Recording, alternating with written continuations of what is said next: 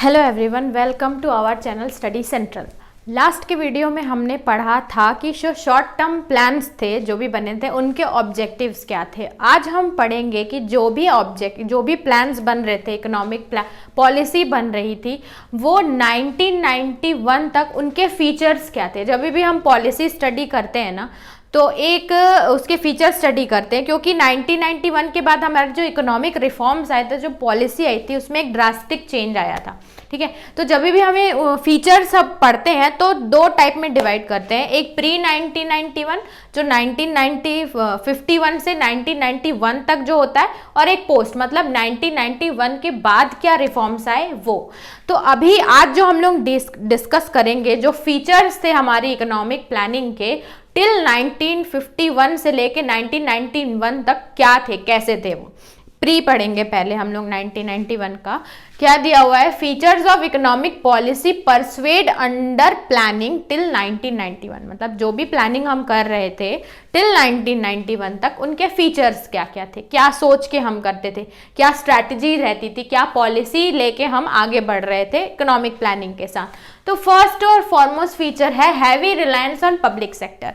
क्योंकि हमने पढ़ा था कि जो पॉलिटिशियंस थे, जो हमारे इकोनॉमिस्ट थे, वो क्या करते थे, उनको ये लगता था कि जो हमारा सोशलिज्म का जो टारगेट है, या जो हमारा चाहिए हमें सोशलिस्ट इकोनॉमी, वो हम कैसे अचीव कर सकते हैं, ज़्यादा से ज़्यादा पब्लिक सेक्टर को हम प्रमोट करना। जो कंपनीज एक्ट था 1956 का, उस पर भी उस टाइम पे भी जो 17 इंडस्ट्रीज थी वो बुक की गई थी पब्लिक सेक्टर के लिए, रेस्ट जो 12 थी वो प्राइवेट सेक्टर के लिए छोड़े थे। तो ऐसे वो कर रहे थे, उनको ये लगता था कि उनका जो गोल है सोशलिस्टिक इकोनॉमी का, वो इससे अचीव होगा कि अगर हम ज़्यादा से ज़्यादा पब्लिक सेक्टर खड़ा करेंगे और प्राइवेट सेक्टर को हम लोग ज़्यादा लोड नहीं लेंगे उनका।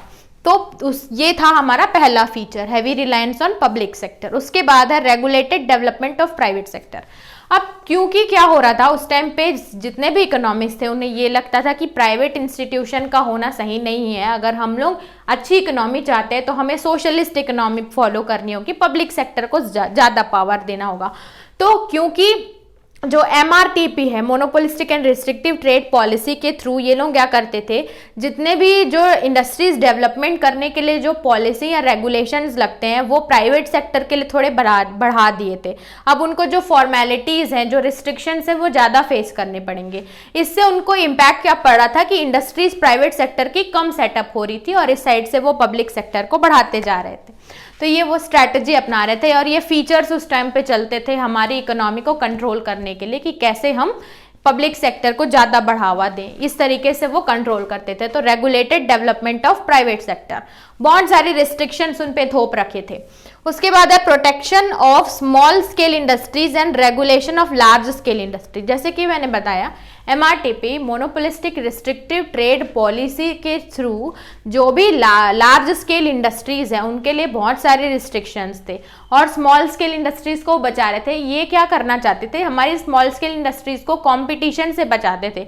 उनके लिए बहुत सारे फाइनेंशियल इंस्टीट्यूशन भी सेटअप किए गए थे, ताकि उनको फाइनेंशियली कोई भी ईज मिल सके आसानी से। उनके लिए बहुत सारे फ्री उनको छोड़ा गया था, बहुत सारे रिस्ट्रिक्शन से उनको ज़्यादा फॉर्मेलिटीज़ नहीं करनी पड़ेगी, और वो इजीली वर्क कर पा रहे थे।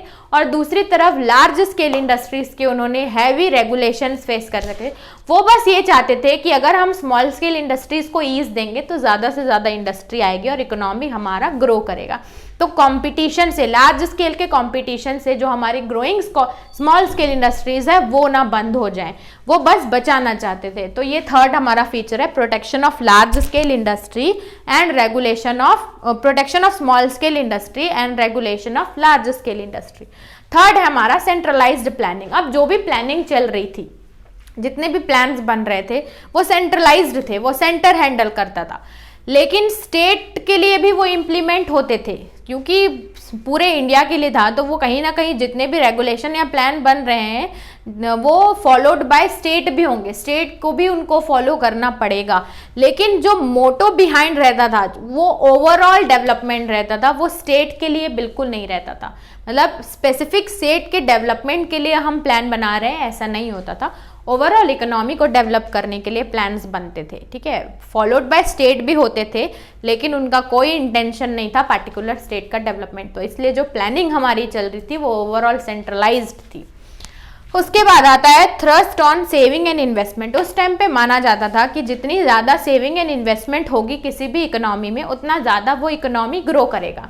तो उस टाइम पे बैंक रेट्स बहुत बढ़ा दिए गए थे ताकि लोग ज़्यादा से ज़्यादा डिपॉजिट करें, आके सेविंग्स करें, और इन्वेस्टमेंट को भी वो लोग प्रमोट करते थे बाय सब्सिडरीज के थ्रू, और सब्सिडीज दे के वो हमारी इन्वेस्टमेंट को भी अट्रैक्ट कर रहे थे। तो उनको ये लगता था कि जितना ज़्यादा हमारे इकोनॉमी में सेविंग्स एंड इन्वेस्टमेंट होगी उतनी ज़्यादा ही इकोनॉमी हमारी ग्रो करेगी। तो ये इनका नेक्स्ट फीचर था। उसके बाद आता है development of heavy industry of strategic significance.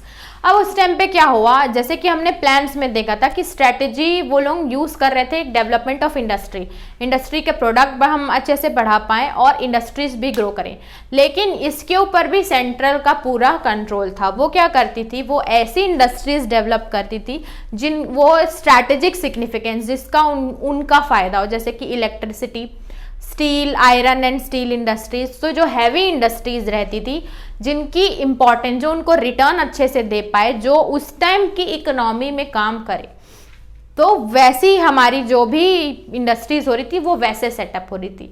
There was the development of industries, ठीक है, इंडस्ट्रियलाइजेशन हो रहा था, लेकिन according to strategic planning of government जिस हिसाब से प्लान कर रही थी कि उनको कौन सी इंडस्ट्रीज चाहिए आगे के लिए, हैवी इंडस्ट्रीज, वो उस हिसाब से स्टेप ले रही थी। तो ये हमारा फीचर था development of heavy industries of strategic significance. जिस टाइम पे उनका सिग्निफिकेंस हो काम के लिए, वैसी इंडस्ट्रीज आगे आ रही थी। उसके बाद आता है प्रोटेक्शन फ्रॉम फॉरेन कंपटीशन। अब क्योंकि हमारी इकोनॉमी ग्रो कर रही है तो हम ये नहीं चाहेंगे कि जो भी फॉरेन का इंपोर्ट्स जो हो रहे हैं वो हमारे मार्केट को कैप्चर कर लें, हम उनके प्रोडक्ट्स ज़्यादा यूज़ कर लें। इसलिए गवर्नमेंट ने कुछ ऐसे रिस्ट्रिक्शंस लगाए थे इंपोर्ट पे, और जो ड्यूटीज़ थी इंपोर्ट की उनको भी हाई कर दिया था, ताकि ड्यूटी अगर हाई रहेगी तो कॉस्ट भी प्रोडक्ट का हाई पड़ेगा as compare to domestic market. तो डोमेस्टिक मार्केट को सेव करने के लिए वो हमारे जो भी टैक्सेस हैं उनका रेट इंक्रीज कर रहे थे, इंपोर्ट से बचा रहे थे हमारी इकोनॉमी को। उसके बाद क्या है, focus on import substitution. Import substitution का मतलब जो प्रोडक्ट हम इंपोर्ट करा रहे हैं that should be manufactured with in the country. वो चाहते थे कि हम सेल्फ सफिशिएंट बन जाएं उस प्रोडक्ट में, तो उस पर ध्यान दे रहे थे वो लोग। ऐसे प्रोडक्शन के अल्टरनेटिव्स वो कम अप लेके आ रहे थे ताकि हम जो इम्पोर्ट पे जो डिपेंडेंट हैं वो ना रहें, और हमारा जो डोमेस्टिक मार्केट है वो मल्टीपल प्रोडक्ट्स के साथ आए और ग्रो करे, और फॉरेन को हमारे मार्केट कैप्चर करने ना दें। तो जो भी हमारी प्लानिंग बनी थी टिल 1991 तक, ये सब उनके फीचर्स हैं।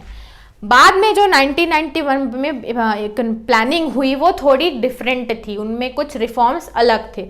उनके फीचर्स क्या थे वो अब हम पढ़ेंगे नेक्स्ट क्लास में, ठीक है। तो आज के टॉपिक में बस इतना ही, मिलते हैं नेक्स्ट वीडियो में नेक्स्ट टॉपिक के साथ, तब तक के लिए थैंक यू।